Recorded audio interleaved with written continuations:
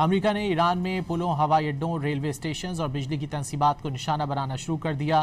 بمباری سے 7 افراد شہید اور 9 زخمی ہو گئے۔ بندر عباس میں ریلوے اسٹیشن اور کمیونیکیشن ٹاور تباہ۔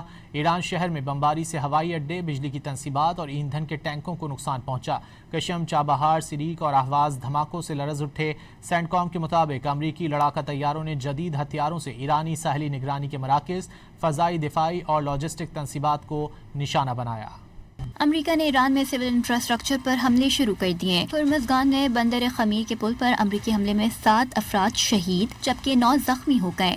بندر عباس کا ریلوے اسٹیشن اور کمیونیکیشن ٹاور تباہ کر دیے گئے۔ ایران شہر ایئرپورٹ سمیت کشم، چابہار، سرک اور اہواز کے شہروں پر بھی شدید بمباری کی گئی۔ متعدد میزائلوں سے بوشہر ایئر بیس اور نیول بیس کو بھی نشانہ بنایا گیا۔ امریکی حملوں کے بعد ایران شہر ہوائی اڈے کی بجلی کی تنصیبات اور ایندھن کے ٹینکوں کو نقصان پہنچا۔ سینٹ کام کے مطابق لڑاکا طیاروں، ڈرونز اور جنگی بحری جہازوں نے مختلف ایرانی فوجی اہداف پر درست نشانے والے ہتھیار سے حملے کیے۔